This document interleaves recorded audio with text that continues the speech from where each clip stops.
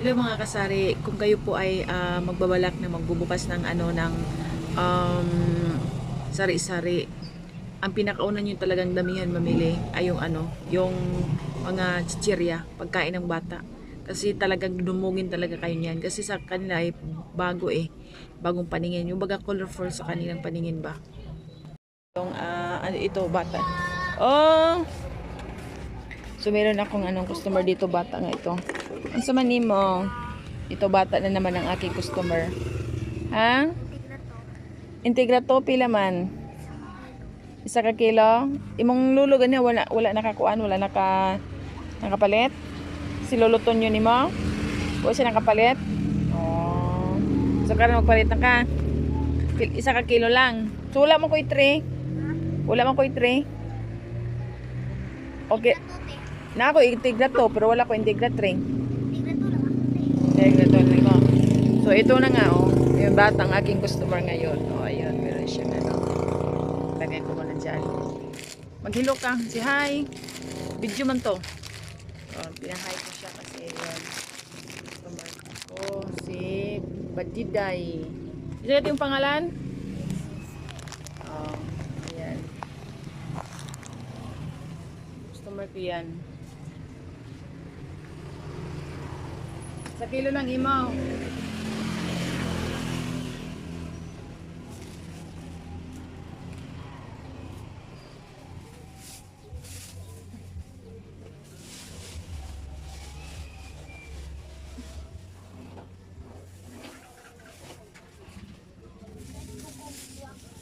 Pag pag-swak.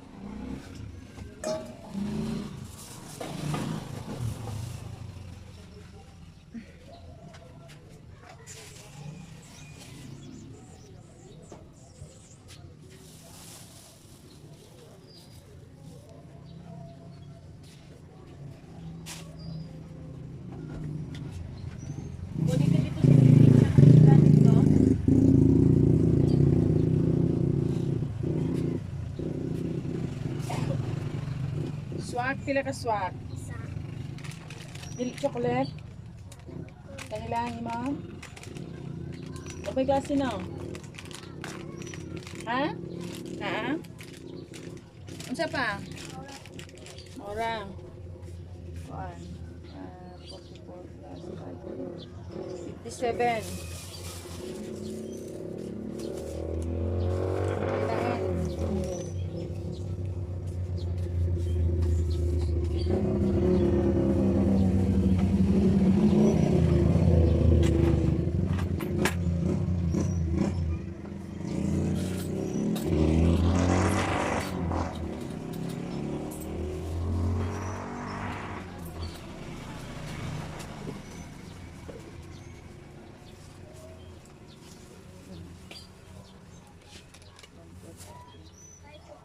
Pila man?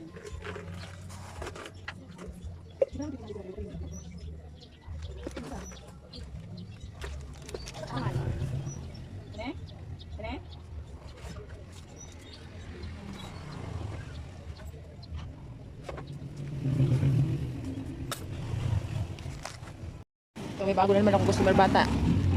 Ang saman? Oo, asa? Icon? Oh, icon. Hurot? Oh. Oh, Adili hurot. manapay kang biyosing ka. Palitan lang na kaniyahon. Kani para mawanaw niya mong singko. Ha? O, dala na. O, dala o. Nakaw. So yun yun mga kasari, customer ko kanina ay bata. So pinabili siya ng kanyang Actually may doon, may tindahan doon sa kanila malapit, bagong tindahan din, bagong bukas. Ewan ko, dito pa rin siya dito pa rin nila gusto. Marami na doon bago, may mga dalawang kabubukas lang na tindahan doon sa kanila banda. Inutusan siya ng kanyang lolo bumili ng feeds, pagkain ng manok. Kanina pumunta dito yung kanyang lolo kaso wala akong Integra 3. Sabi ko Integra 2 lang kasi ubos ng Integra 3 ko kasi hindi pa ako makapunta ng bayan so wala akong masakyan. So yung apo niya inutusan niya, pinabili dito sa akin. So yun, di ba yung bata na yun, ang inutusan lang na bumili ng feeds. Hindi makat isang bata kasi may pera pa, malaking pera pinadala ng lolo niya or siguro nanay niya. Ayun, bumili ng mga chichira. Yun ang sinasabi ko, kapag marami kang chichira, marami kang mga pagkain pambata, ayun, bibili at bibili talaga mga yun. Kagaya ngayon kasi walang pasok yung ibang school, ibang grade. Imbis na i-resist nila yung kanilang pera, dito na sa akin nila binili. Kaya medyo kanina halos sa mga customer ko, mga bata. Pero kapag may pasok naman, hindi na sila, kunti lang yung, hindi naman mga ilan lang yung mamili dito sa pambaon nila sa school. So, yun ang napapansin ko talaga dito kasi kami noon talagang wala kaming kabon-baon. At ngayon yung mga bata, kasi pagka bumili sila dito, kumbaga ko sila, interrogate ko sila, interviewin ko muna sila kung magkano baon nila araw-araw. Yung isa may 50, yung isa 20 kasi naman mahal naman ang mga bilihin din sa school, Diyos ko. Noon kasi kami tig-piso, marami ka nang mabili dun sa piso, 50 yung barbecue. Tapos ang ice water, bichiko centavos. Ngayon, yung ice water tag 3. Tapos yung barbecue tag G's. So, kailangan 50 talaga araw-araw. Tapos pa sila sa 4 piece, member pa sila sa 4 piece. So may Saglit. Tapos ang pangalawang mabinta sa aking tindahan, mga kaibigan, yung sigarilyo. As in talaga, siguro sa isang araw makaubos ako ng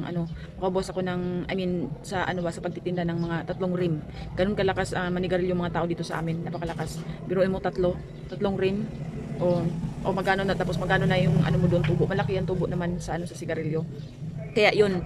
Pero pagka namili ako, hindi naman ganoon kadami din. Kumbaga, estimate ko lang din na maubos siya within 1 week. Hindi ako kasi nga ang kulang tayo sa budget, kasi mahal ang sigarilyo, di ba? O yung mga kasi pag bukas na ng aking tindahan, yung mga maraming mamili kaagad ng sigarilyo. Ayun, sindi kaagad sila, tapos alis na. So yun ang medyo malakas-lakas sa aking tindahan at marami talagang maraming bibili ba. Tapos yung pangatlong mabinta sa akin, at saka yung pagka nagbukas ka dapat may kape ka.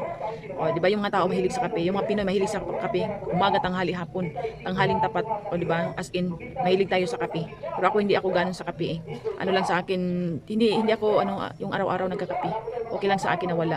Kaya yung mga tao hindi talaga mabuhay pag walang kape, tanghaling tapat magkakape. Kaya dito sa tindahan ko, kapag kayo ay magbubukas yun, kayo, kahit yung stick lang, kasi na din yun ang pinakamura yung stick, kaysa yung mga stick lang na kape, sapat na yung sa mga tao. Tapos asukal, yun, mabinta yan. Meron dapat talaga kayo niya pag nagbukas kayo ng tindahan, matamis, kasi yun ang panghalo ng kape. Magkasama talaga yung kape, asukal, at saka yung creamer.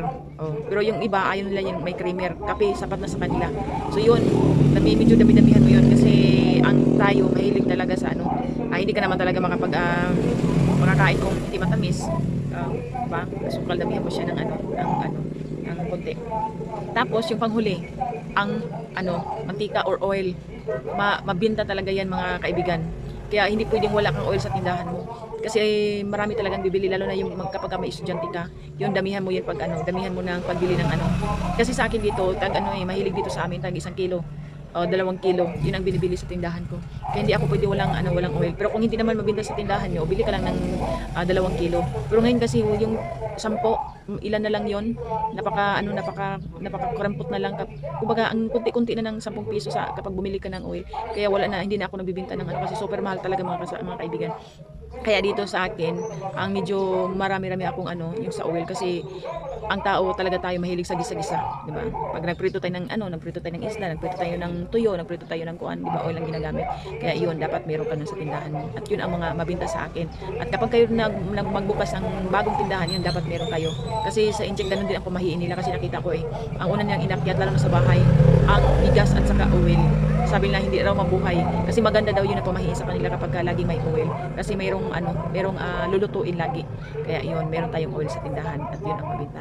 So hopefully mayroon natutunan po kayo, mga kasari at mga kaibigan ko dito sa channel ko, at nawa po suportahan nyo ang aking channel. God bless all, bye bye, thank you. Pagpalain nawa ang ating mga negosyo, mga kaibigan. Bye bye.